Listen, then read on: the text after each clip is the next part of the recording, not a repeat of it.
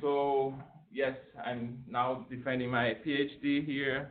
I also did my master's here with Dr. Gilding, and during my undergrad, I had the pleasure to come here and start to learn about reservoir simulation with Dr. Gilding for 6 months as an internship. For me, it's an honor to be here, have this opportunity to present to you all the research that we have developed over the past 4 years. And I would like to thank Dr. Gilding for being my advisor all of this time and providing a nice and supportive work environment here. And well, I also would like to thank the members of the committee, Dr. Blassingame, Dr. Duffield, and Dr. Kilo. Thank you very much for your service, suggestions, feedback, advices, classes, and discussions, and even processing the paperwork when needed. So it's very appreciated. And well, I would like to thank all of my friends here. Thank you very much for coming. This journey was much more enjoyable with your companionship. And of course, I have to thank my wife and my family that couldn't be here. So thank you very much. Well, before we start, I would like to just have show some experience that I acquired through the PhD program these past 4 years. So we were able to publish 4 peer-reviewed journal papers and 2 conference papers. And in the past, there were 2 semesters that I was serving as a teacher assistant for reservoir simulation and geostatistics. And also over the past 15 months, I've been working as a production engineer at Petrobras America on the production operations team. So with this, we can start now to talk about my PhD research. So the title of my PhD dissertation is Material Balance Reservoir Models Derived from Production Data. And now we'll start with the introduction. When we are talking about reservoir models, there are different degrees of complexity that we can have. So the model that we are going to choose depends on the purpose, on the data that we have. So we can go from simple analogs and decline curve models all the way to full physics, where you can have surface and subsurface coupled simulators, or geomechanics and flow simulators, or also thermal or compositional simulators. But for this dissertation, we'll be essentially looking in decline curve models and material balance models. So in regards to the problem of reservoir simulation, we just talked about complexity, but we have challenges also in regards to data integration. You may or may not have multiple sources of data, like 3D, 4D seismic surveys, well logging, PVG properties, and production data. So you have to combine all of this information into the model. And if you have really complex models, then they can be computationally very expensive to run. And when you run tasks like optimization and uncertainty quantification that can be very computationally demanding, then it can be challenging. So in addition to that, if you build complex models incorporating all of the geology and geophysics, you may need to involve also multiple disciplines. So the framework that we are working with here is we are working with reduced complexity models that are based on material balance, and they use only production data. And the idea is that these models will work in an automated workflow and be able to run tasks like optimization and uncertainty quantification fast, because these are simpler models. So the idea is that the engineer can run these models by himself, but then the results can be shared with other disciplines. Okay? Then the challenges here are that we have to know what are the solutions that we have available. We can have multiple analytical solutions, so we need to be aware of the assumptions of these models and for what purpose these models are developed. Then we also have to understand the adaptability of these models to operating conditions, different types of reservoirs, and recovery mechanisms. And since here we are only dealing with production data, data quality can be an issue too. And we also have different options for the algorithms that we are going to choose to process all of this information and implement in this workflow. Okay, so here there are some interesting problems during field development. Okay, and essentially we are trying to see other problems that wouldn't just fall on the operator's perspective. So here you have the Barnett Shale, multiple wells being drilled over time. So on the other sides of the oil business, there will be some interesting questions too.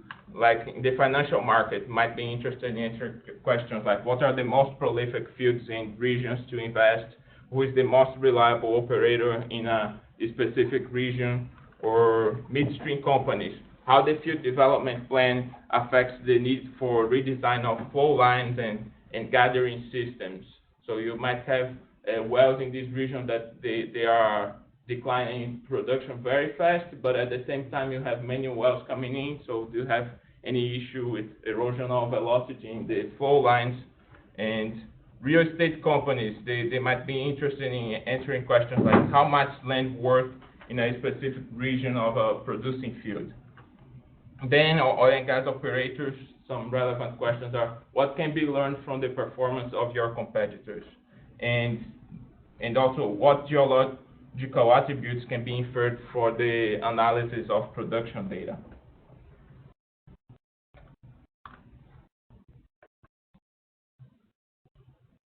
Okay, so now we got to the problem statement. Okay, so we are not dealing with we are not answering those problems directly. What we are doing is that we are creating a workflow to empower the engineer to deal with problems like that, like those ones. Okay, so the problem statement is that it's necessary to develop reduced physics models and automated data-driven workflows capable of effectively history matching production data and generating forecasts, even in the absence of other types of reservoir data. So preferably the model should honor simple physical concepts like material balance and have parameters that are interpretable, assisting reservoir characterization and understanding of flow dynamics. Since only production data may be considered for the inverse problem, the history matching, it's desired that the models have a reduced number of parameters.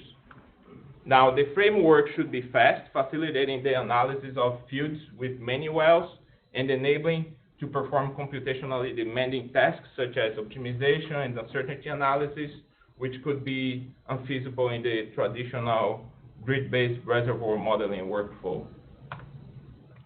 Now, the significance of this work is that by processing production data, the proposed models and workflows enable the engineer to perform production forecasts, probabilistically calibrate reserves estimates, optimize allocation of injected fluids in fields undergoing waterflooding or other enhanced oil recovery methods, diagnose flow barriers and hypermobility channels, identify regions of slower decline and higher EUR in shale reservoirs, infer the performance of new wells from the production profile of previous surrounding wells in unconventional too.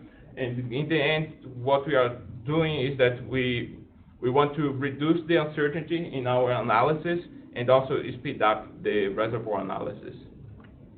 So in regards to the contributions of our work, well, first thing we did was a continuation from my master's research, was that we wrote a state-of-the-art literature review on capacitance-resistance models that are material balance models we'll talk more about. And we wrote this review with the founders, Dr. Jensen, Dr. Lake, and Professor Kabir. I also would like to take this opportunity to thank them. take this opportunity now to thank them for their collaboration, and also the collaboration of Dr. Valco on the decline curve analysis, the workflow that we implemented.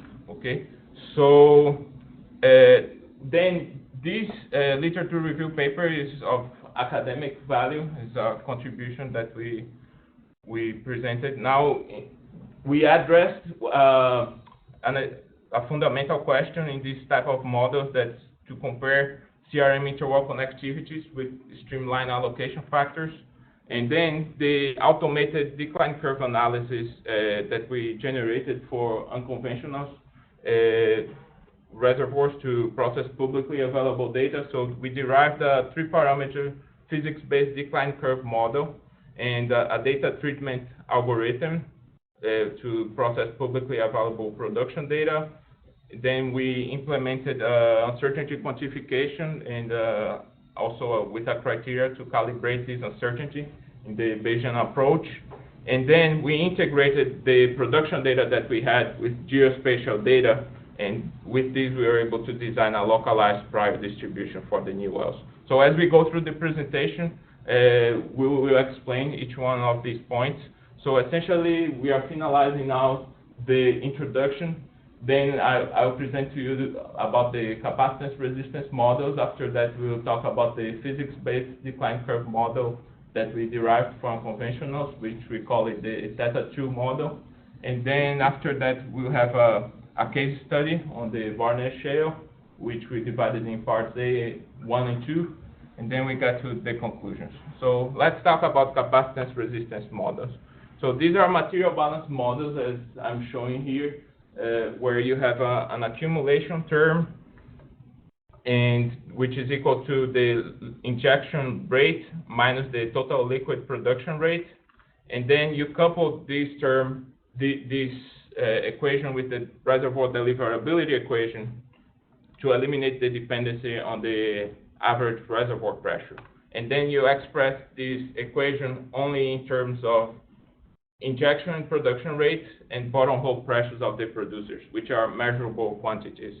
And then you have the parameters of the model, which are obtained from the history matching. So with this, you can also postulate this material balance equation as a decline curve model for unconventionals. In that case, you don't have the injection term, and you have to adapt the average reservoir pressure to account for the extended transient period. Okay, so over the past 13 years, there has been many developments and applications in capacitance resistance models. As we show here, the number of publications on this topic increased a lot, and also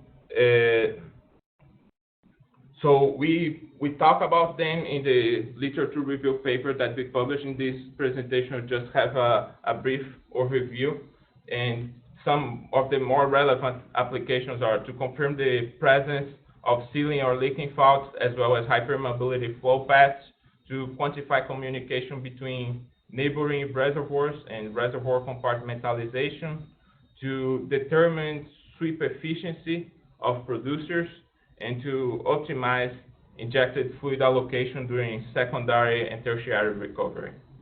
So what are these models? Essentially, they are a structured network of material balance equations. Now, the way you can represent these models, it's up to you. There are different options. For example, if you have one material balance equation per producer, then you are in the CRMP, so that's the producer-based representation. Now, you can also represent one material balance equation per each injector-producer pair, so that would be the CRMIP. And also, if you have, for example, a layered reservoir with production logging tool data, or the statuses of the completions of the injectors and producers, then you can have a more complex model, which is the multi-layer CRM, for example. Now, as you go from A to E, the level of complexity in these models are increasing, so the numbers of parameters are increasing, so you have to be aware of that when you do for the history matching, okay? Now, here's what I did in my master's. Essentially, we've represented several CRM representations with using state space equations, which are a form of framework for linear dynamic systems. So in these systems, we have multiple inputs, which are here injection rates and bottomhole pressures, and which you can manipulate these variables to control the values of your outputs, in this case, the production rate. So essentially, what you have to do there is that you have to define these vectors. U, the input vector, output vector, the states of the system, and then matrices A, B, C, and D. So the structure of these systems we defined in my master's. And now let's talk about the parameters of CRM. First, interwall connectivities, they are also known as allocation factors or gains. And well, essentially they are the volume fraction of the injected fluid that can be attributed to the production of a certain producer. Okay, so essentially they are related to material balance. So there is a material balance constraint that the summation of the interwall connectivities associated with a given injector has to be less than or equal to 1. And they are also related to the transmissibility between injector and producer. So in this reservoir here, you have a low permeability barrier, as we can show here. And then you see that the wells that are on opposing sides of this barrier, they have a very low interwall connectivity. Now, the other parameter that's important to talk about are the time constants. So they are essentially are related to how fast the system responds to a change in a stimulus. So if you have a small time constant, that means that your system responds very fast. That can be the case of a small compressibility or a small pore volume or high productivity index. Okay. So now we need to estimate these parameters from the production history. So that's where we solve the inverse problem or history matching.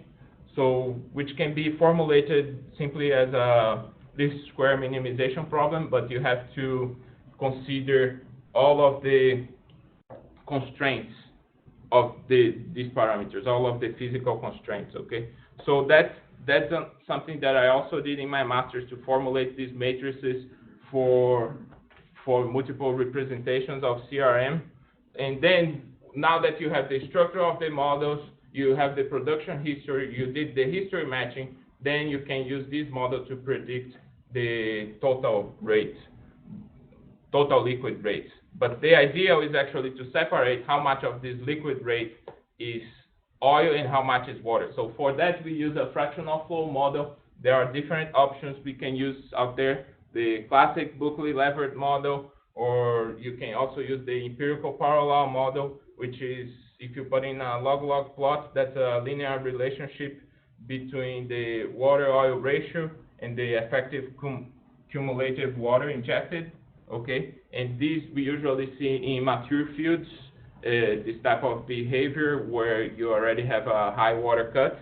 And if you have a low water cut, then you will not see this behavior. You can use, for example, the Koval model. Okay. Then now, one thing that's important to say here is that when we are coupling CRM with these fractional flow models, we are assuming that these interwall connectivities pretty much act like the streamline allocation factors, like tracers pretty much, so that they will tell you exactly how much of this oil that this water that you are injecting in this injector, what percentage of this is flowing towards a certain producer. So we needed to discuss that in further details. That was something that needed to be done in the literature. So we actually compared with streamline simulation. Here we are showing an example of a channelized reservoir where essentially we are changing the injection rates in this reservoir, and we can see that these streamlines are changing over time. So we we went ahead and we compared the values that we had for the CRM interwall connectivities compared to the streamline allocation factors. And we saw that for many injector-producer pairs, we actually got a good fit like this one. But also there were some pairs that we had a large discrepancy like this one. And for many others, we had the streamline allocation factors. They were actually changing significantly while we were considering the CRM interwall connectivities constant. Okay, so with that, we'll go back now to the simpler case where we can compare the results of CRM and the streamline allocation factors. We can see here that for these three injectors that are on the diagonal, the results are essentially the same. Okay. However, for these other two injectors here, injector 1 and injector 5, we have significant difference there that we need to explain. Okay. So essentially, as I said before, the streamline allocation factors is telling you how much of these fluids that you are injecting in injector 1, what percentage is actually flowing towards and going all the way to producer 2, right? However, for CRM, the interwall connectivities, they are estimated from the production response. So we can see that there is communication in the reservoir between injector 1 and producer 4, for example. There is not a barrier there, but the fluid is not necessarily flowing from injector 1 all the way to producer 4 there. So we see that there is communication, and producer 4 actually gets some pressure support from injector 1, such that when we increase the injection rate in injector 1, actually the production in producer 4 is also increasing. So this difference needed to be explained. So we see that CRM, it can connect injector and producer pairs that are more distant. So we needed to make sure we emphasize this difference. So here is for the more complex case of a channelized reservoir, where essentially from CRM, we saw an average for all of the injectors of 22% of pressure support provided to producers that were beyond the adjacent producers of an injector, so which is this 1,500 feet window.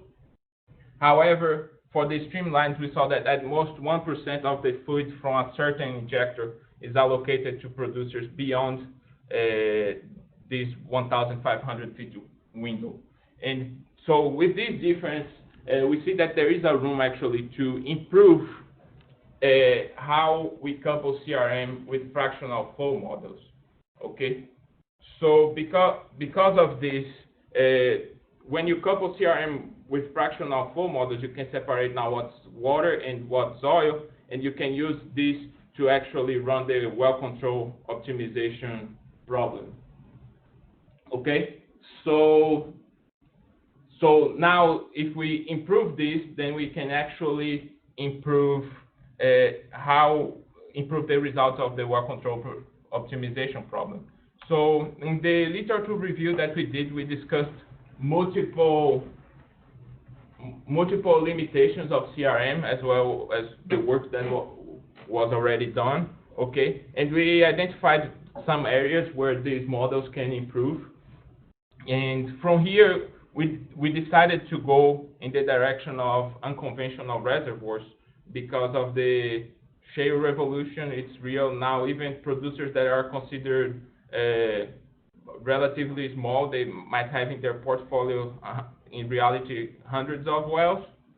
Okay, so we needed to develop something in a similar framework for unconventionals. And when we went in that direction, we actually saw that we had challenges in some of the other areas where we had some issues with CRM too.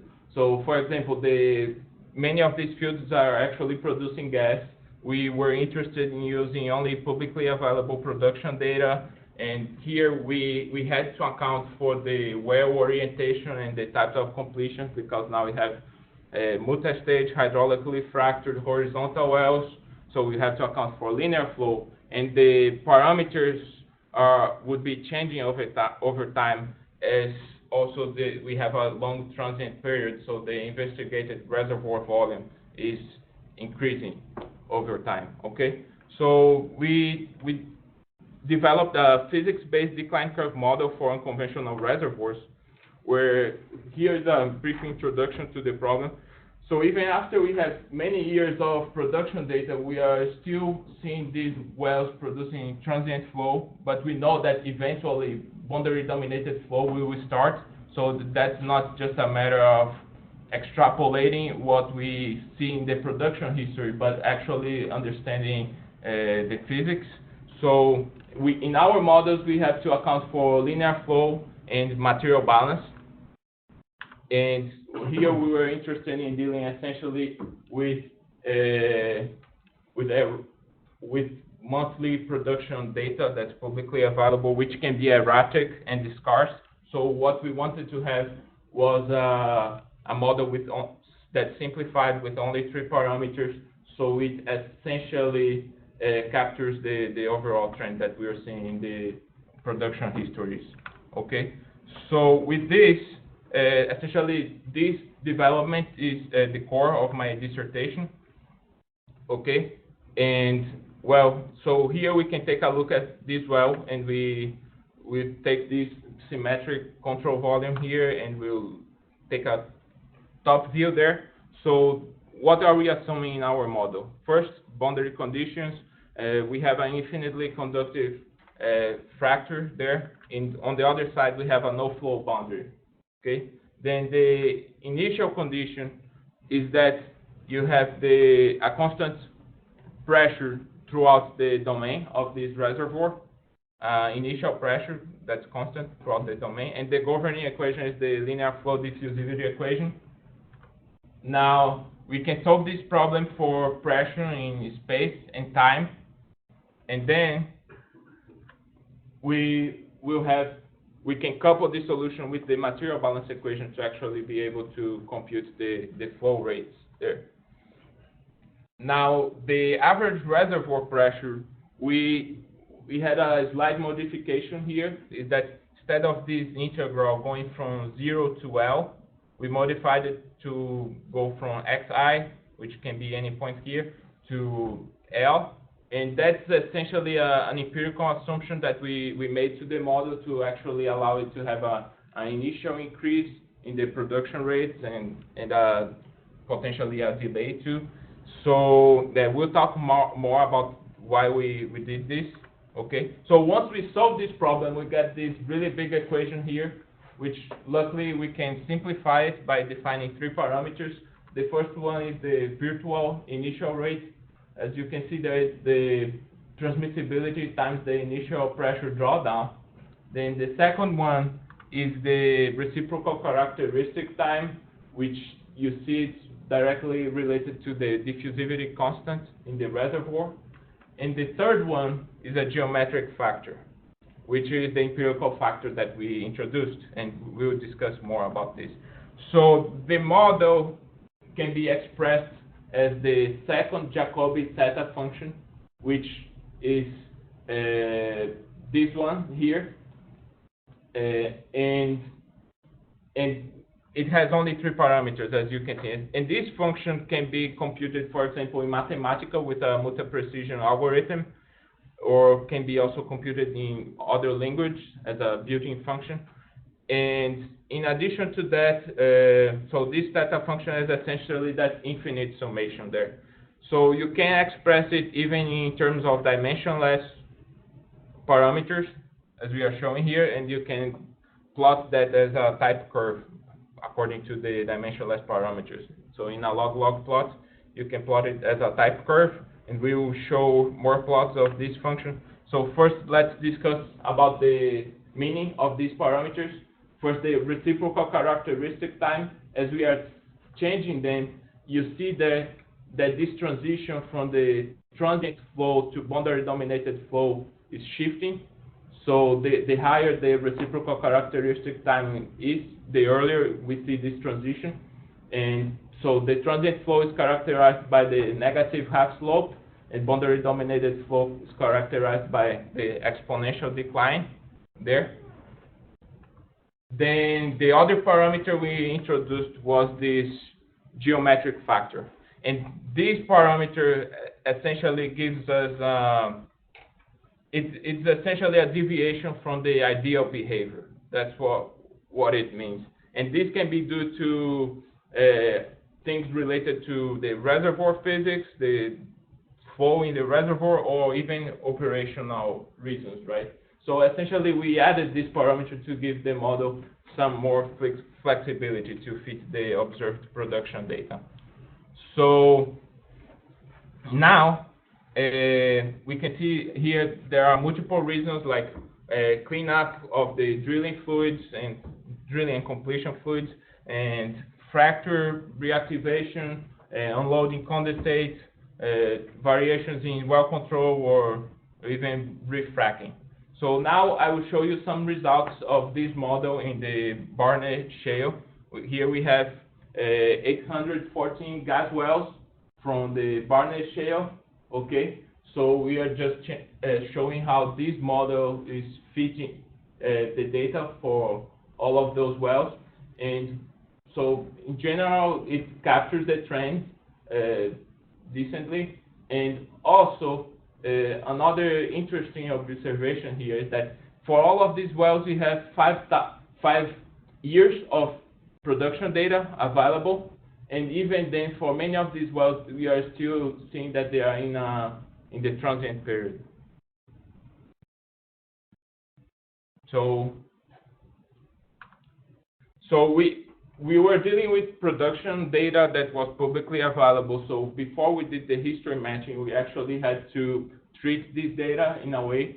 So we defined some heuristic rules to address this issue. So the objective was to reduce the impact of data that does not represent the productive potential of the reservoir, and we're also interested in capturing the last trend, because that's, in the end, that's what you are extrapolating for your forecast. So the strategy that we had was to assign weights to each of these data points based on, let's say, their importance for the forecast.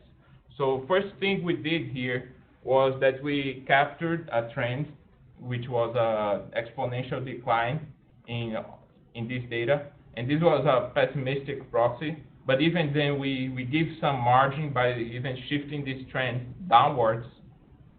And what we do after that is that for the data points that are under this trend, we are going to assign lower weights, while for the data points that are above, they will have higher weights, and the weights will be increasing with time. So that the last data points, they get a higher weight, and the ones that are early in the production history, they'll get a lower weight.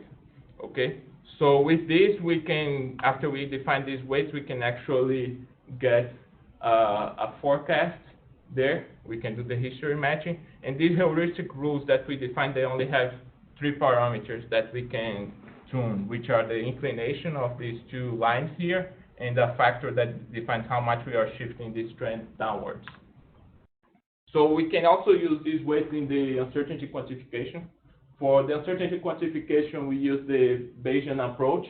And here we have to define essentially 2 types of probability distributions, which we are showing here. So the first one is the prior.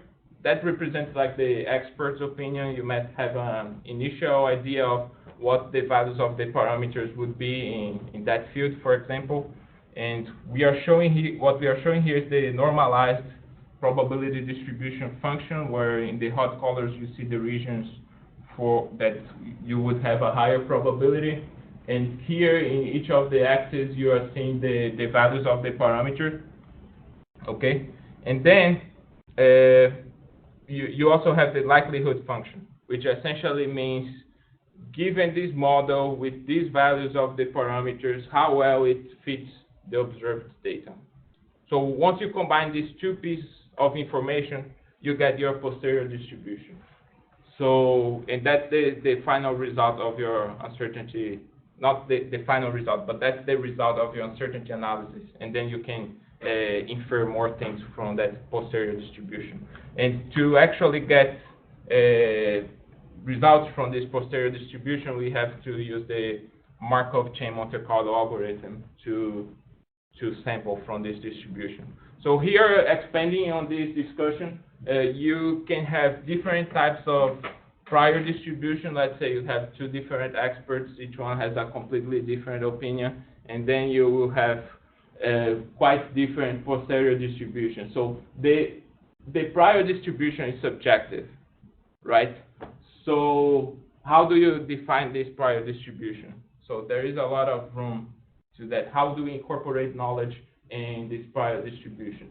Okay, and the final results, your production profiles for the P10, P50, and P90 models will depend on these two.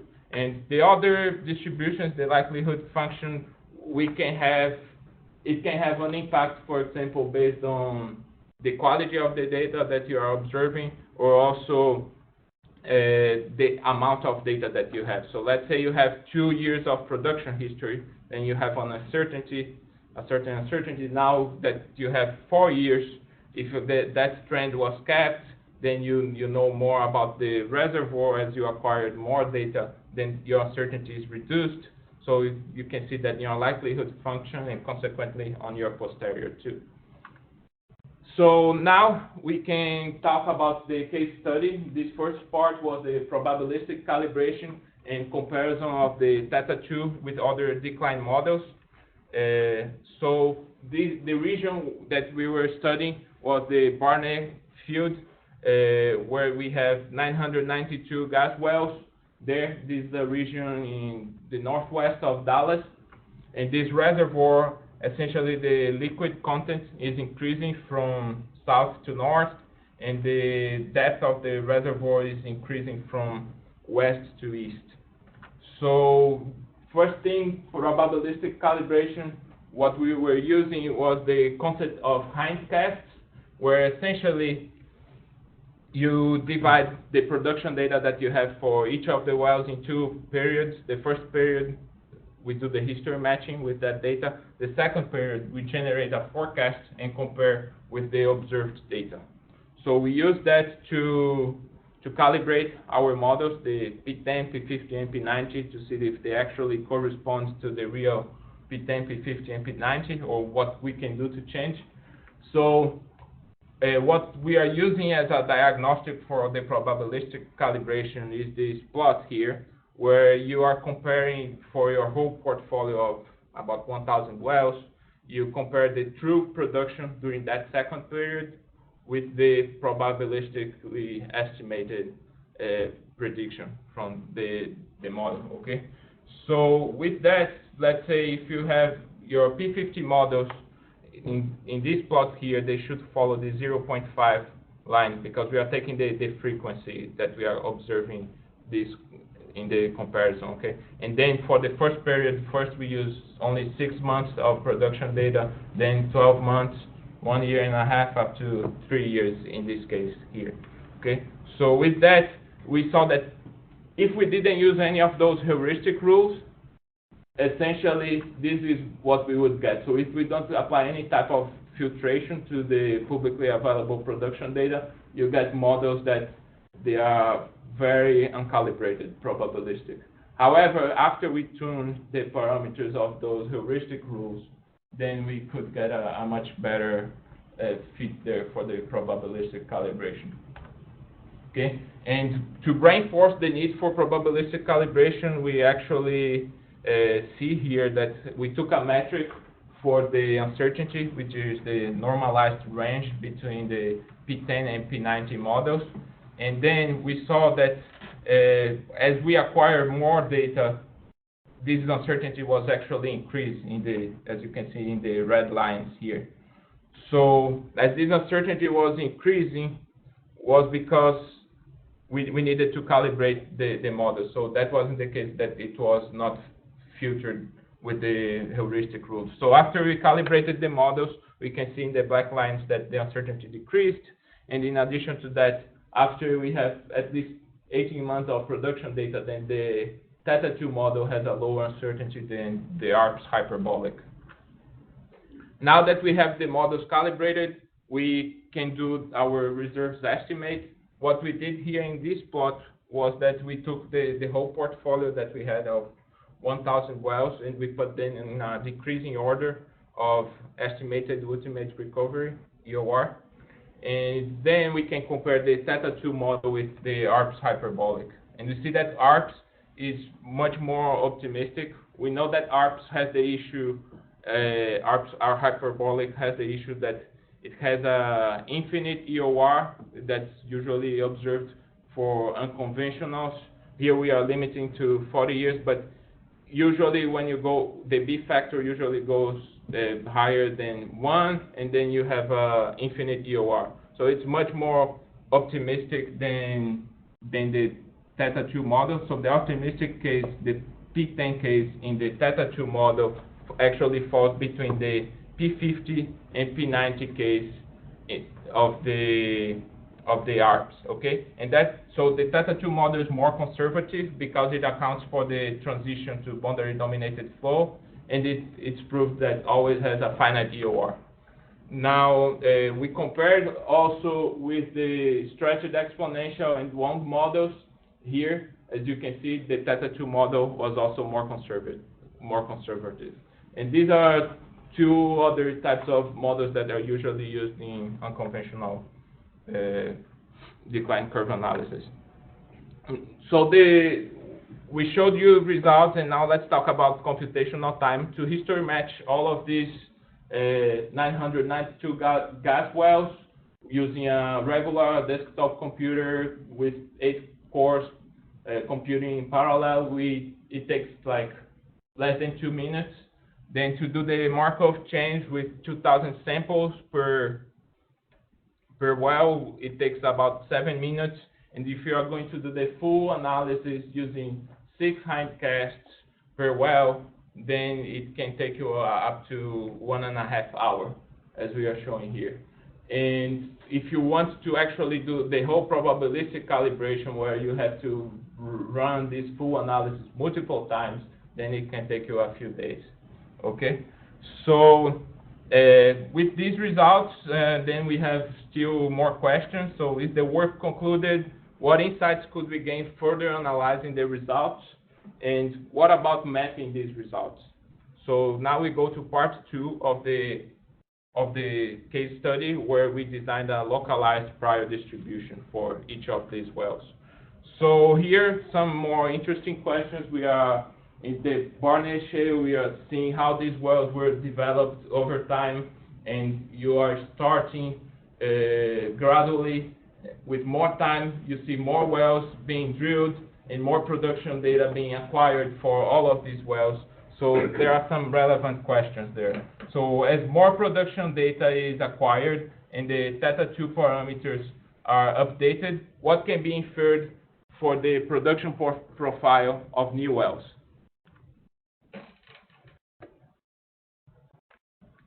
So is there any level of spatial continuity in the Theta 2 parameters? Should these previous observations reduce the uncertainty in the new wells? So could this, the expert opinion, could the expert be learning from these new wells that are being drilled around? So could they be incorporated in the prior distribution? So these are some important questions. So first thing we did here was that the results that we had from the previous analysis, we mapped them in the Barnett, and we were interested to see if we could see any type of spatial continuity. And these results are the results of the probabilistic forecast using only a single prior for the whole reservoir. So we actually saw that we could see some spatial continuity in these parameters, and we could even delineate some spatial patterns there. And if you analyze further based on the many of these parameters, we see that these green regions here are regions where we are seeing a faster transition to boundary-dominated flow. So for that, you can see a faster decline. And the pink regions there are regions where this transition takes longer to happen. So those regions have a slower decline. Now, with this workflow, we developed this workflow to generate a localized prior for each well. So essentially, we started with our previous analysis, and that was generated with a single prior in this case, and then we matched variogram models to different regions of this reservoir, which we divided by reservoir fluid type. So first, dry gas window, wet gas window, and gas condensate windows, and then we started again. So we define a general prior distribution to each of these zones of the reservoir, and then we initialized the problem by assigning, for the first wells that started to produce, we assigned this general prior distribution. Now we start the evolutionary loop here, which is a time-stepping procedure. So let's say you get 6 months of production data, and then as you get these 6 months of production data, you generate the posterior distributions of the wells that were already producing, okay? And then you have a new batch of wells coming in. So for these new wells, the prior distribution that we generate is a localized prior, where we use Kriging to do the spatial interpolation, but for the whole probability distribution. So we use Kriging, and then we interpolate between this general prior that's assigned for that region, plus the observations that we have from the surrounding wells, okay? So, and then we do this, we move in time. Then as we are moving in time, we are acquiring more production data, we are updating the posterior distributions, and then for the new wells that are coming online, then we are defining a new localized prior distribution for those wells. So here, just to show you an example, for the dry gas window, we had this general prior for each parameter, and then as we moved on time, we generate a localized prior distribution for each well. As you can see, it can be shifting one direction or another depending on what's being observed in that region.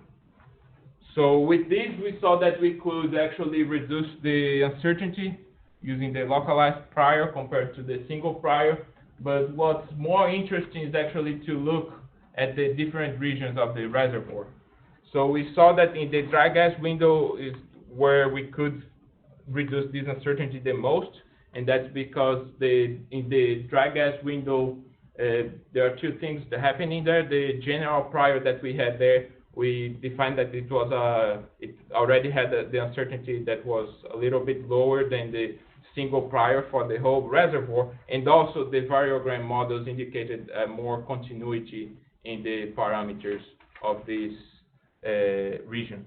While for the gas condensate window, we have the opposite. Actually, the uncertainty increased because the general prior was more uncertain than the single prior for the whole reservoir. Now, it's also interesting to take a look in the dry gas window, for example, how are this uncertainty evolving gradually for the wells that are drilled in different moments. So for what we saw, that for the newer wells, actually we had a lower uncertainty there, even in the case of the single prior. But gradually, with the localized prior, we were gradually able to reduce further this uncertainty. So over time, for the new wells, we are learning more features of the reservoir, and this uncertainty is reducing. So the estimated ultimate recovery, so now it's another aspect of the whole workflow that we can actually map. For example, here is a map of the normalized estimated ultimate recovery, normalized by the length of the horizontal wells. So and then we can identify, for example, what are the most prolific areas in the field for gas production. So with this localized prior, what was actually interesting for us to look at was if it could be used either as an indicator or a pre-screening tool to indicate what would be potential infill drilling locations that would be attractive, right? So here is what I'm showing you is a plot for the last group of wells that were drilled. And in this case, we assumed first that we knew what was the maximum production rate, because when you're applying decline curve analysis, usually you already have some production history available, so you have that parameter. So that goes, so your prior is already normalized by the maximum production. So what we were doing first was a trend comparing, okay, first we know only the maximum production. And for the cumulative production of 5 years, we compare with what was actually the cumulative production for those wells. And we see that we actually got a good trend here. However, if we go to the more realistic case, is that before you drill the well, you don't know what's the maximum production. So we see there, we actually still got a trend, but it's not as good as what we have here. So that's one of the questions we have for future research, is that can we, for example, incorporate in this framework more completion data that's publicly available, but then there are different types of questions in how we are going to integrate this data and other issues that we can potentially have with this type of data. Okay, so now we get to the conclusions. In terms of capacitance resistance models, there is a fair correlation between CRM interwell connectivities and streamline allocation factors. The differences are that CRM interwell connectivities correspond to the pressure support and can connect more distant injector-producer pairs, while the streamline allocation factors, they correspond to the advance of the waterfront and are almost limited to adjacent wells in the reservoirs that we studied. So in regards to the literature review that we did, we saw that the main opportunities for research that would improve the performance of CRMs are how we filter and control the quality of production data, or how we model the time varying behavior of these parameters, and also a more consistent coupling of CRM with fractional flow models. So in regards to decline curve analysis for unconventionals, so we derived a physics-based model that we call the Theta 2 model. This model accounts for transient and boundary-dominated flow. It has a finite EOR. It's more conservative than ARPS, stretched exponential, and Dwong models, and it has a lower uncertainty than ARPS after at least 18 months of production is available.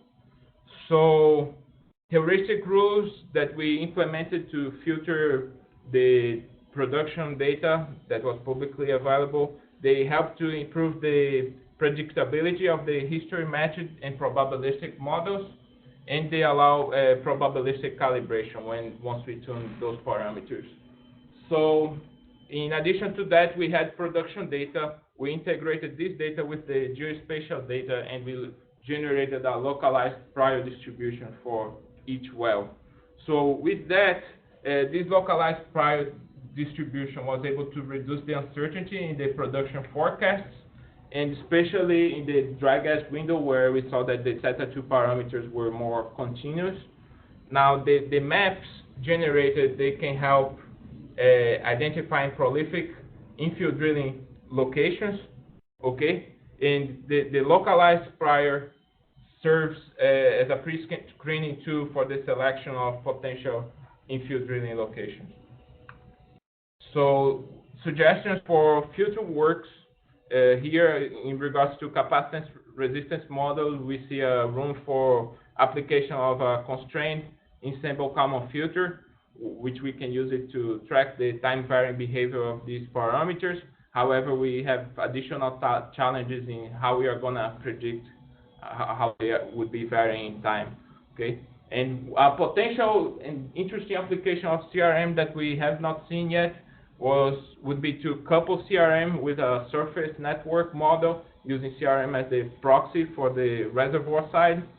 And in regards to decline curve analysis for unconventionals with the Theta 2 model, we see potentially extensions here for the case of varying bottomhole pressures and estimation of reservoir properties. Now we have to keep in mind that the parameters of these models are lumped reservoir properties, so essentially we have to be careful and probably have to incorporate other types of data in the analysis if we are going to go in that direction. And in terms of applications, the one that I think would be the most interesting in the expansion of this workflow would be to integrate.